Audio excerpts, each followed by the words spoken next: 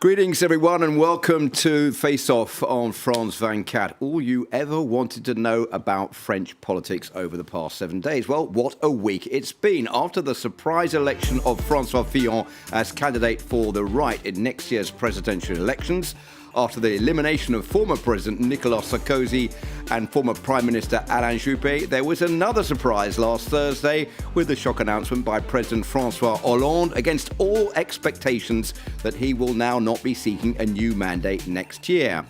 That news was only beginning to sink in over the weekend when Prime Minister Manuel Valls on Monday announced that he will be a candidate in next year's Socialist Party primaries, which are set to take place in January. Confused? Well, you might be. Our two French political experts are here to help you see clearly. Jean-Marc Gonard from Le Figaro magazine and Stéphane de Vries, the Paris correspondent for RTL4 in the Netherlands. Welcome to you both. Before we come to you, let's have a look in chronological order about what's been going on over the last few days. Let's start with Manuel Valls and his declaration on Monday that he would be running for not only the Socialist Party primaries, but also for president. Alors oui. Yes, I am running for President of the Republic. My presidential bid is one of conciliation and reconciliation. I therefore want to call for unity because it's my responsibility to unite the French people.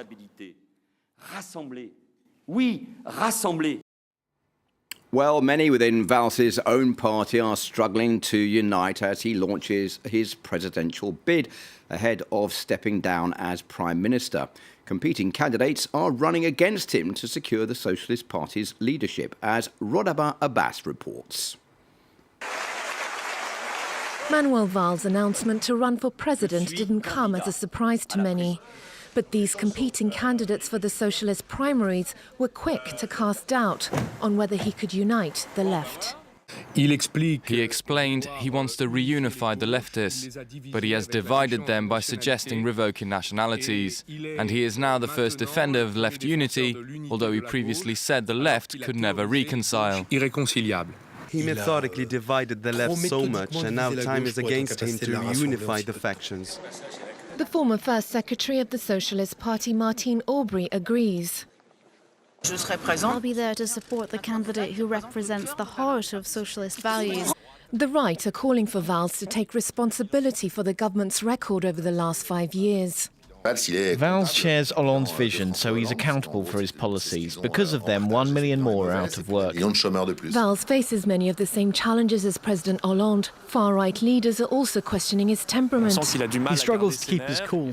He's often very nervous and aggressive, which isn't reassuring for someone who could take charge of the nuclear button and all the responsibility that comes with being president. Valls is polling better than François Hollande, but he has a lot of ground to make up on his conservative and right-wing rivals. Should he stand for the Socialist Party in the first round of voting in April?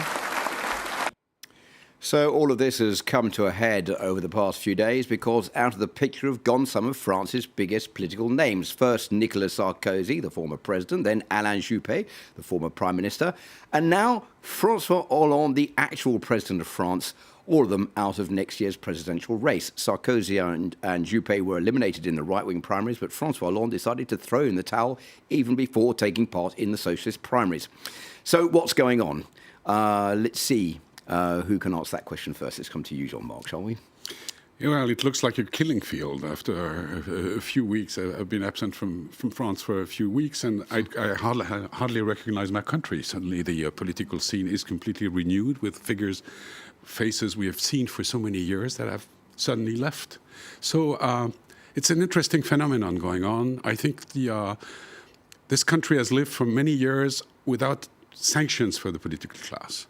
And suddenly leading politicians are being sanctioned by the public. Those primary elections, the fact that Hollande cannot come out of the hole he has dug himself in. This is all now, the people say, okay, you've served, you've done badly, I don't want to see you anymore. We want new faces. So it's the first time in the history of the Fifth Republic since 1958 that an acting president hasn't sought re-election. Does that mean that François Hollande is actually going to remain president until his term of office ends next May? And does that put him in a stronger or a weaker position? What do you think, Stefan? Well, I think there are two things. First of all, I think it's a very smart move because now he can leave as the president who acknowledged his failure. He can leave honorably. So that's good on a personal level. On a political level, I think he will be more or less a lame duck for the next 5 months because, he renewed his government today. He basically promoted his very loyal clan around him, Bernard Cazeneuve, becoming the new prime minister, which shows... Taking the place of Manuel Valls. Taking the place of Manuel Valls, which he already did, actually, when he became the home minister. Cazeneuve took the place of Manuel Valls. But still, there's no renewal. And what can they do in 5 months? I think they will just, as we say in French, garder l'inventaire. We keep the shop. You know, there will be nothing new. He will not be implicated in the campaign, I think, because François Hollande knows that he can do more harm than good to the socialist candidate. So, that's it for François Hollande, actually. Do you think his opinion poll rating, because he's just so incredibly low, and that's been one of the main reasons for him not running again for another term in office, do you think his opinion poll rating might actually go up a bit now? You mean Valls or no, Hollande? Well, of course, now that he's harmless, people, as Stefan said, I mean, the personal move is pretty honorable. He suddenly doesn't give the impression that he belongs to a professional class that knows power and only power. The man is still pretty young, and he says now it's over. So I think it could move up the figures for him because now there's he has no future in politics. Look at when Jacques Chirac left, he was not appreciated. His ratings were bad, and now he's been sanctified by public opinion. Suddenly, he has been a great president. Although, I mean, his 2 mandates were pretty empty, but everybody likes him. So I think that might happen to Hollande. Okay, well, let's move now to Manuel Valls, who we've just heard about in the report, and who we just saw declaring his candidacy. Do you think that he is the right man to reunite the French Socialist Party? Stefan? I'm not so sure about that. He's not very popular within the Socialist Party because he represents the right wing of the Socialists. He has, as a prime minister, he has shown very little respect to the French Parliament because he's responsible for some labour market reforms, not very huge reforms, but nevertheless, these reforms have been implemented without a vote in Parliament, so that has cost him a lot of popularity. He's also very authoritarian. He's a little bit aggressive now and then, and he's also very nationalistic, and all those things don't go very well with the Socialist Party traditionally. On the other hand, he has been a prime minister. He became more popular when he was a prime minister than before because he already participated in the primaries 5 years ago. He didn't even get more than 6%, so he was very unpopular at the time.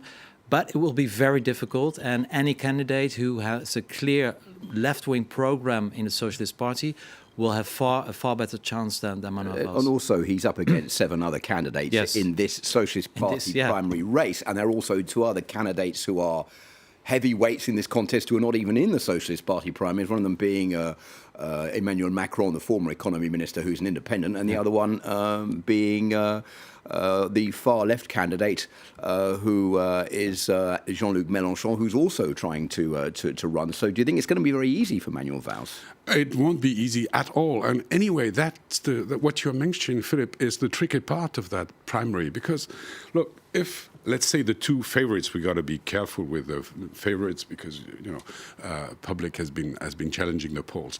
But if we look at opinion polls right now, the 2 favorites are Valls and Montebourg. If Valls wins, the Montebourg voters, the people who will vote for Montebourg, might as well vote for Mélenchon because they don't like, as Stefan was mentioning, they don't like Valls and his style and the political line he defends. So they might not vote for Valls. But if, on the contrary, Montebourg wins, the Valls, the people who voted for Valls might report their vote to Macron. So that primary will be there for nothing. And just two very quick points. A, we have the right more united around François Fillon, who's their candidate. And of course, we have the far right with Marine Le Pen, who's expected to get through to the second round of voting. It's quite an uphill task for the Socialist Party and for the left to even get through into the second round, isn't it? Do you think? Absolutely. We talked about that last week, that the right-wing party now is more united than ever. We have to see how long it will last, but their primaries were a success. And according to the polls, the left, France will have approximately 30% of the votes to divide. And they will have like 4 or 5 candidates, and Mélenchon, the far-left leader, and Macron, the more center-right leader, center-left leader, they will probably get both 10% at least. So that means that there's 10% for the Socialists, the Communists, and the Greens. So, big mess. Yeah. Yes, that's the huge mess. And, well, they look like the lemmings now, the left. They all commit suicide because, you know, there were calls from many people saying, do participate in the primary, but the legitimacy of this primary will be close to nothing. Yep. Okay, I have to leave it there. Thanks very much to both of you. We hope you enjoyed that, and we'll see you at the same time next week for more from the land of French politics in the Face-Off here on France 24.